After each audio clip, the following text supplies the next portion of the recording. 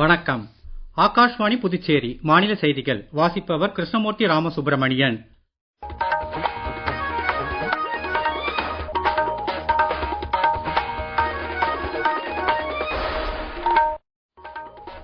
தலைப்புச் செய்திகள். குடியரசுத் தலைவர் மாளிகையில் நாளை நடைபெறும் பத்ம விருதுகள் வழங்கும் விழாவில் குடியரசுத் தலைவர் திருமதி திரௌபதி முர்மு பத்ம விருதுகளை வழங்க உள்ளார். ஆப்பிரிக்காவில் இபோலா பரவல் அதிகரித்து வரும் நிலையில் அவசர மருத்துவ பொருள்கள் மற்றும் பாதுகாப்பு உபகரணங்களின் முதல் தொகுப்பை இந்தியா இன்று அனுப்பியுள்ளது. மத்திய பள்ளிக் கல்வி மற்றும் எழுத்தறிவுத்துறை புதுடெல்லியில் சக்கூரா அறிவியல் திட்டம் 2026 பங்கேற்கும் மாணவர் குழுவை ஜப்பானுக்கு வழியனுப்பி வைத்தது. நோய்கள் பரவுவதை தடுக்க உலக நாடுகள் ஒன்றிணைந்து செயல்பட வேண்டும் என்று உலக சுகாதார அமைப்பின் தலைமை இயக்குனர் திரு டெட்ராஸ் அதனோம் வலியுறுத்தியுள்ளார். இனி விரிவான செய்திகள். நாட்டின் உயரிய விருதுகளான பத்ம விருதுகள் வழங்கும் நிகழ்ச்சி புதுடெல்லியில் நாளை நடைபெற உள்ளது. இந்த ஆண்டிற்கான பத்ம விருதுகள் குடியரசு தினத்தை முன்னிட்டு அறிவிக்கப்பட்டன. அதன்படி 5 பத்ம விபூஷன், 13 பத்ம பூஷன் மற்றும் 113 பத்மஸ்ரீ விருதுகள் அறிவிக்கப்பட்டன. பத்ம விபூஷன் விருது மறைந்த ஹிந்தி நடிகர் தர்மேந்திரா, மறைந்த கேரள முன்னாள் முதலமைச்சர் அச்சுதானந்தன், உச்சநீதிமன்ற முன்னாள் நீதிபதி KT தாமஸ் உள்ளிட்ட 5 பேருக்கு அறிவிக்கப்பட்டது.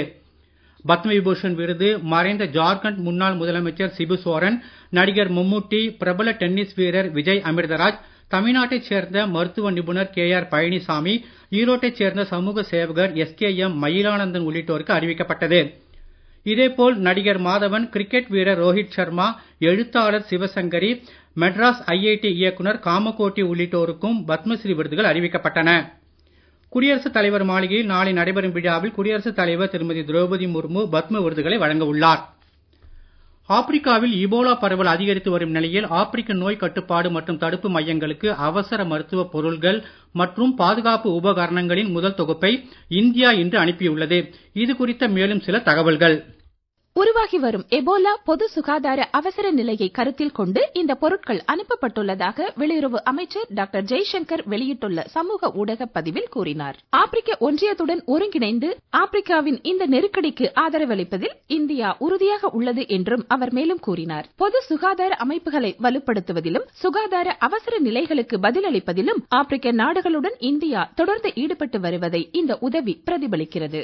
உலகளாவிய மனிதாபிமான உதவியின் ஒரு பகுதியாக நோய் பரவல்கள் மற்றும் இயற்கை பேரழிவுகளின் போது நட்பு நாடுகளுக்கு தொடர்ந்து இந்தியா ஆதரவளித்து வருகிறது. எபோலா ஒரு கடுமையான மற்றும் பெரும்பாலும் மரணத்தை விளைவிக்கும் வைரஸ் நோயாகும். இதன் நோய் பரவலை கட்டுப்படுத்த அவசர பொது சுகாதார நடவடிக்கைகளும் ஒருங்கிணைந்த சர்வதேச ஆதரவும் தேவைப்படுகின்றன. இதன் எதிரொலியாக காங்கோ, உகாண்டா, தெற்கு சூடான் ஆகிய நாடுகளுக்கு செல்வதை தவிர்க்க வேண்டும் என்று மத்திய அரசு அறிவுறுத்தியுள்ளது. இந்நாடுகளில் பயணம் மேற்கொண்டிருக்கும் இந்தியர்கள் அந்நாட்டு சுகாதாரத்துறையின் அறிவுறுத்தலின்படி செயல்பட வேண்டும் என்றும் கூறியுள்ளது. இந்தியாவில் தற்போது எபோலா வைரஸ் தொற்று குறித்த அறிகுறிகள் இல்லை என்று மத்திய அரசு தெரிவித்துள்ளது. இதனிடையே காங்கோ நாட்டில் எபோலா வைரஸ் தொற்றால் உயிரிழந்தோரின் எண்ணிக்கை 204 அதிகரித்துள்ளது. அந்நாட்டு சுகாதார அமைச்சகம் வெளியிட்டுள்ள அறிக்கையில் 867 பேருக்கு இத்தொற்றின் அறிகுறிகள் கண்டறியப்பட்டுள்ளதாக தெரிவிக்கப்பட்டுள்ளது. எபோலா வைரஸ் தொற்று பரவுவதை அடுத்து அந்நாடுகளில் பொது சுகாதார அவசர கால நிலையை உலக சுகாதார அமைப்பு அறிவித்துள்ளது. இந்தியா அமெரிக்கா இடையேயான நட்புறவு உலக அளவில் மிகவும் முக்கியமானது என்று வெளியுறவுத்துறை அமைச்சர் டாக்டர் ஜெய்சங்கர் தெரிவித்துள்ளார். புதுடெல்லியில் அமெரிக்க வெளியுறவுத்துறை அமைச்சர் திரு மார்க்கோ ரூபியோவுடன் நடத்திய ஆலோசனைக் கூட்டத்தில் உரையாற்றிய அவர் இரு நாடுகளும் பல்வேறு உலகளாவிய பிரச்சனைகளை ஒன்றிணைந்து எதிர்கொண்டு வருவதாக தெரிவித்தார். சர்வதேச பிரச்சனைகளில் இந்தியா மற்றும் அமெரிக்காவின் ஒருமித்த கருத்துக்கள் முக்கியமானது என்றும் இரு நாடுகளுக்கு இடையேயான உறவுகள் மேம்படும் என்றும் டாக்டர் ஜெய்சங்கர் நம்பிக்கை தெரிவித்தார். முன்னதாக அமெரிக்க வெளியுறவுத்துறை அமைச்சர் திரு மார்க்கோ ரூபியோ 4 நாள் அரசுமுறை பயணமாக நேற்று புதுடெல்லி வந்தடைந்தார். நாளை மறுதினம் நடைபெற உள்ள குவாட் வெளியுறவுத்துறை அமைச்சர்கள் மாநாட்டில் வெளியுறவுத்துறை அமைச்சர் டாக்டர் ஜெய்சங்கர், அமெரிக்க வெளியுறவுத்துறை அமைச்சர் திரு மார்க்கோ ரூபியோ, ஆஸ்திரேலிய வெளியுறவுத்துறை அமைச்சர் திரு பென்னி வோங், ஜப்பான் வெளியுறவுத்துறை அமைச்சர் திரு தோஷிமிட்சு உள்ளிட்டோர் கலந்து கொள்கின்றனர். இந்தோ பசிபிக் பகுதியில் ஒருங்கிணைந்து செயல்படுவது குறித்து இம்மாநாட்டில் முக்கியமாக விவாதிக்கப்படும் என்று தெரிகிறது. சிக்கிம் மாநிலத்தை பாதுகாக்கும் பொக்கிஷமாக கஞ்சன்ஜங்கா விளங்குவதாக மத்திய அமைச்சர் திரு ஜோதிராதித்யா சிந்தியா எழுதியுள்ள கட்டுரையை பிரதமர் திரு நரேந்திர மோடி பகிர்ந்துள்ளார். இது குறித்து சமூக வலைதளத்தில் பிரதமர் வெளியிட்டுள்ள பதிவில் சுற்றுலா பயணிகள் சிக்கிம் மாநிலத்திற்கு பயணம் மேற்கொள்ள வேண்டும் என்று கேட்டுக் கொண்டுள்ளார். சிக்கிம் மக்களின் கலாச்சாரம், ஆன்மீகம், வரலாற்று முக்கியத்துவம் குறித்து அந்த கட்டுரையில் குறிப்பிடப்பட்டுள்ளதாக பிரதமர் தெரிவித்துள்ளார். சிக்கிம் மாநிலத்தின் வளர்ச்சி பாதை குறித்தும் எதிர்கால திட்டங்கள் குறித்தும் இந்த கட்டுரையில் தெரிவிக்கப்பட்டுள்ளதாக திரு மோடி மேலும் கூறியுள்ளார். மத்திய வர்த்தகம் மற்றும் தொழில்துறை அமைச்சர் திரு பியூஷ் கோயல் இந்திய வர்த்தக தலைவர்களின் தூதுக்குழுவுடன் 3 நாள் பயணமாக நாளை கனடா செல்கிறார். வர்த்தகம், முதலீடு மற்றும் பொருளாதார கூட்டாண்மை ஒப்பந்த பேச்சுவார்த்தைகளை மேம்படுத்துவதற்காக திரு கோயல் ஒட்டாவா மற்றும் டொரண்டோவில் இருதரப்பு சந்திப்புகளை மேற்கொள்வார் என்று வர்த்தக அமைச்சகம் தெரிவித்துள்ளது. இந்த பயணத்தின் போது ஒட்டாவாவில் பேச்சுவார்த்தை நடத்தப்பட உள்ளது. மேலும் 2030ஆம் ஆண்டுக்குள் இருதரப்பு வர்த்தகத்தை 70 பில்லியன் கனேடிய டாலராக விரிவுபடுத்துவதற்கான லட்சியத்துடன் இந்த ஆண்டு இறுதிக்குள் சமச்சீரான மற்றும் பரஸ்பர நன்மை பயக்கும் விரிவான பொருளாதார ஒத்துழைப்பு ஒப்பந்தத்தை விரைவில் முடிக்க இரு தரப்பினரும் பணியாற்றி வருகின்றனர் என்று தெரிவிக்கப்பட்டுள்ளது. நீங்கள் கேட்டுக்கொண்டிருப்பது மாநில செய்திகள்.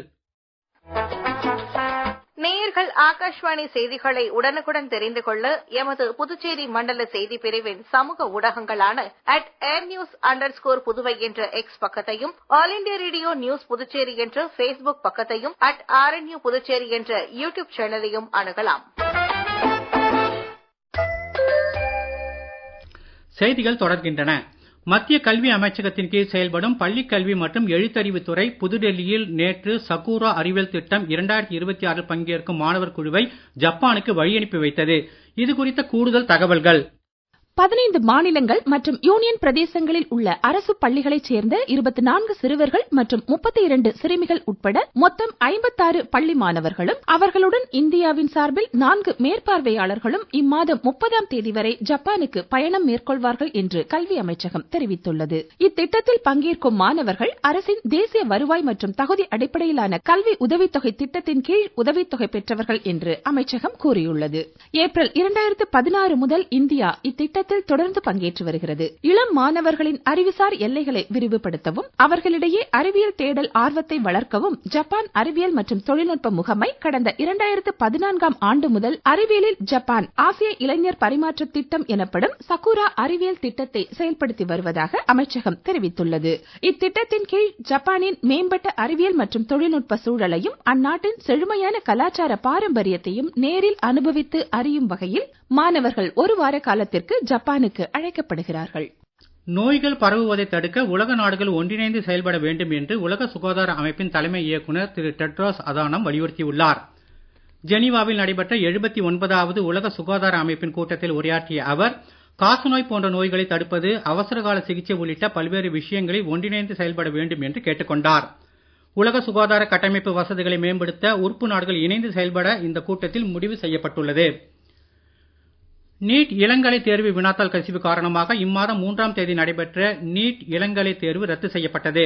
இதையடுத்து புதிய தேர்வு வரும் ஜூன் 21ஆம் தேதி நடைபெறும் என்று தேசிய தேர்வு முகமை அறிவித்துள்ளது.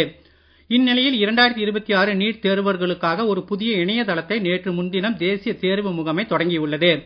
தேர்வர்கள் தங்களது தேர்வு விண்ணப்ப தொகையை திரும்ப பெறுவதற்காக அந்த இணையதளத்தை அணுகி தங்களது வங்கி விவரங்களை வரும் 27ஆம் தேதி வரை பதிவேற்றலாம்.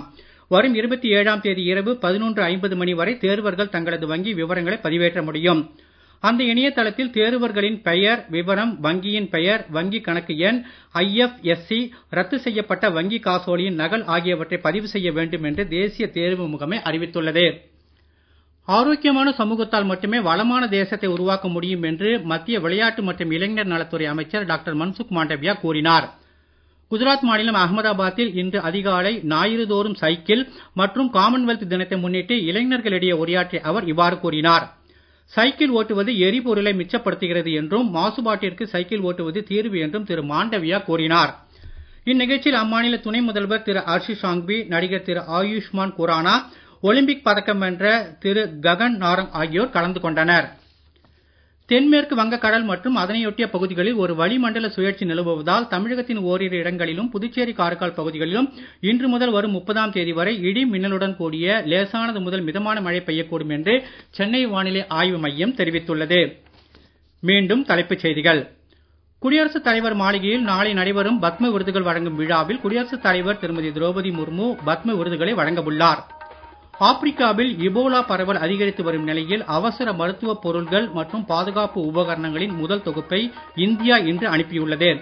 மத்திய பள்ளிக் கல்வி மற்றும் எழுத்தறிவுத்துறை புதுடெல்லியில் சகூரா அறிவியல் திட்டம் 2026 பங்கேற்கும் மாணவர் குழுவை ஜப்பானுக்கு வழியனுப்பி வைத்தது. நோய்கள் பரவுவதை தடுக்க உலக நாடுகள் ஒன்றிணைந்து செயல்பட வேண்டும் என்று உலக சுகாதார அமைப்பின் தலைமை இயக்குனர் திரு டெட்ராஸ் அதானம் வலியுறுத்தியுள்ளார். இத்துடன் இந்த செய்தி அறிக்கை நிறைவு பெறுகிறது. வணக்கம்.